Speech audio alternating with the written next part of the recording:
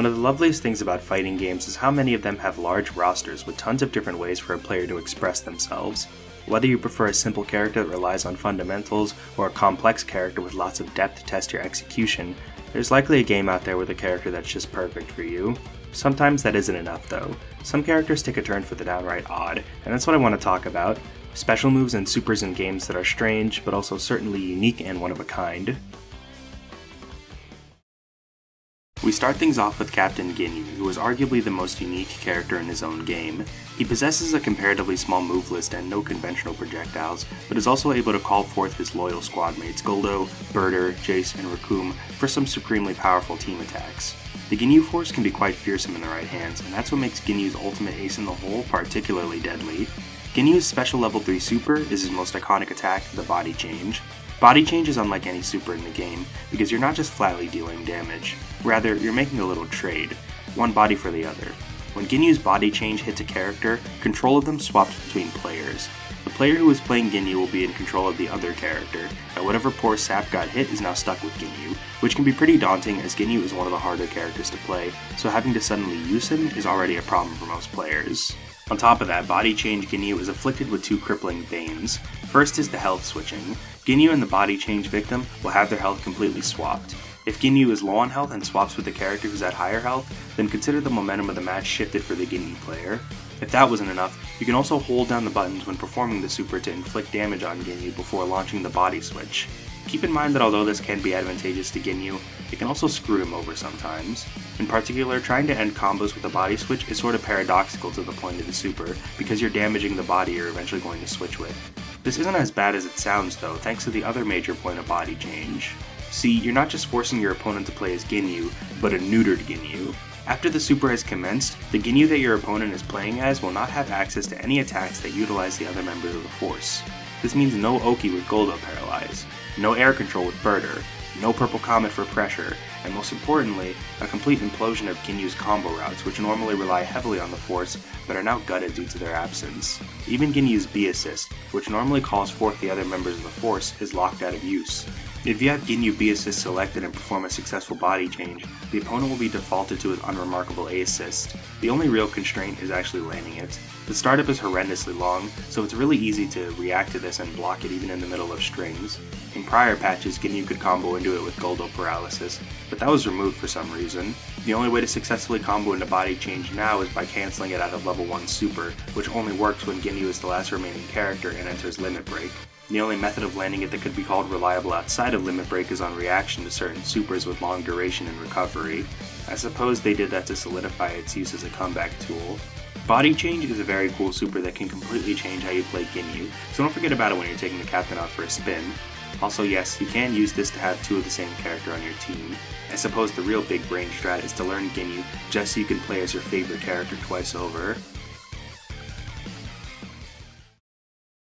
To be honest, I could probably center an entire video around Bedman if I wanted. He's one of the strangest characters in any game in just about every regard, even down to his design and fighting style.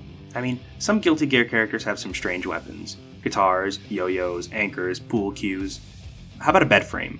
It's his namesake for crying out loud. As funny as this is, Bedman also represents some of the most inventive fighting game design, which is impressive for a series like Guilty Gear, and that's reflected primarily through his most defining tool, Deja.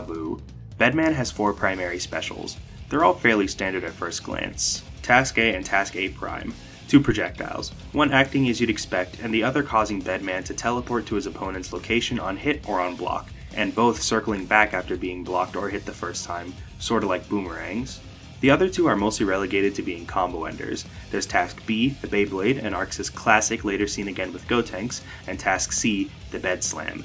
What makes these moves so unique though is the seals they create. This is how you start the party. Every time Bedman uses one of his special moves, a seal is created and Deja Vu becomes usable. Deja Vu will create a duplicate of the special move at the point where the seal is located.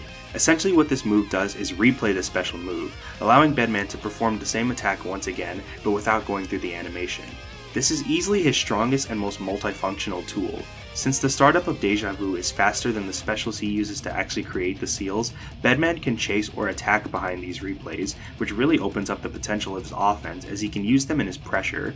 Combined with his 8-way air dash, his mix-ups become frightening to deal with as the replays can lock the opponent down for a tremendously long time. He can also use the boomerangs and Beyblade replays to create a wall of projectiles that can be difficult to cross. Replays can also be used in combos to improve his damage. Deja Vu is essential to his game plan as they let him run very terrifying pressure and make his offense extremely versatile. The actual issue is, of course, actually setting up the seals. Task A has pretty fast startup, so that one isn't so bad, but Task A Prime takes so long to come out. Task B is also unsafe on block, so the seal for that one is almost exclusively seen after ending combos. The big problem this creates is that Bedman needs these replays for his strong pressure and damage, so having to start his offense without the seals can be pretty tough.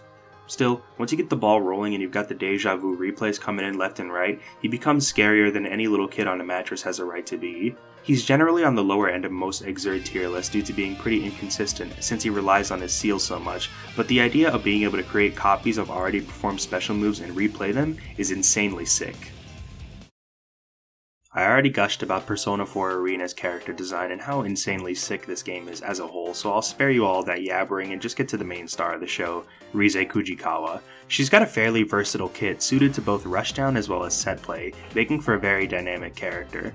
Risette has a very interesting super in this game, one that tests your muscle memory and reaction speed in a very, very unique way. Upon entering Awakening State, Risette gains access to Risette Live on Stage, an unblockable command throw super. Sounds pretty standard, but what makes it so unique is the actual method of maxing out the damage it does. You see, the command throw is only the first part. When it successfully hits, the Risette player is put into a rhythm minigame.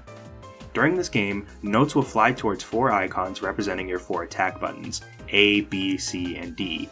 Hitting the button within the time frame will successfully fill up the meter. If you miss, well then you missed. Once the song is over, damage is dealt based on how much the meter is filled. If you scored poorly, then the damage is poor. If you did well, then the payoff isn't that bad. And by hitting every note and getting a perfect, sheesh. The obvious drawback is that, well, you have to play a fucking rhythm game. If you're not good at this genre of game like me, then suddenly doing almost 5k damage becomes fairly impractical. Seriously, this minigame is fucking hard. I'm pretty sure all of Risette's combo trials are easier than this. The SB version is particularly evil, presumably to compensate for the higher damage payoff. If you're a rhythm gamer though, I'm sure you'll be right at home with this super. Pulling off this shit in any kind of high stress environment, like an exhibition or god forbid a tournament though, that deserves an award. All 3 versions of Live on Stage will play a different song. The C version plays Pursuing My True Self, D plays Belonging, and SB plays Shadow World. Yet more justification for avoiding this particular version.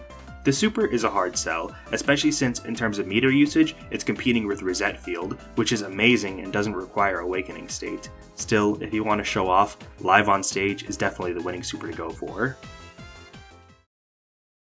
To end this video off, we have Faust from Guilty Gear, progenitor of the random item throw, and the classic Spicy Zoner. You'd expect a weird fellow like him to be unorthodox, and yeah, he is. In the case of attacks you don't typically see from most regular characters, well, Faust has that covered with another silly minigame super. No rhythm games, instead we have a game of Tricky Cups. The super is in both plus R and Exert and works fairly similarly in both cases. Once this super hits, your opponent is given a choice of 4 chests, each corresponding to the 4 primary attack buttons, P, K, S, and H. In one chest, there's an angel. The other 3 have Reapers. If the opponent chooses an angel, then the super backfires and Faust will take damage. And if the opponent picks the Reaper, well then the opposite. Faust deals damage with this, interesting animation. This series is fucking weird. Anyway, the tricky thing about the super is that the Faust player can actively mess with the opponent in different ways. In Plus R, the Reapers and Angel are hidden in chests, and you can choose which one to hide them in by holding a button as the super connects. Pretty simple. Exert's version of the super uses actual cups, and both players are shown the position of their Angel and Reapers after the super connects. However, Faust is able to shift the position of the cups by pressing the attack buttons. P, K, S, and H will all move around the cups in different ways, so if you aren't paying attention to the cup with the Angel, then you better be lucky, otherwise those fingers are going to be going somewhere the sun don't shine. This move is pretty silly and not always practical due to the chance of backfiring on Faust, which means I absolutely love it. Shame it's not in Strive. Anyways, that's it for now. Hope you guys enjoyed, and let me know of any other moves that you guys consider to be strange or unique or just very odd, because I'd love to know. Thank you for watching, have a great night, and take care. Hey guys, this is the part of the video where I thank all my amazing channel members. Thank you to Old Man Han, Triangle God, Cammy the Killer, Jawsba, Mortis, Isaac the Collector, R Seals, and Wormy. Thank you guys very much for the support. If you want to become a channel member, as usual, there's a link in the description. It's only $2.99. Sorry that this is a bit of a shorter one, but it's just something simple that I wanted to work on to get back into the groove. Anyway, thank you guys for watching. Thank you to my members for the support, and have a wonderful night.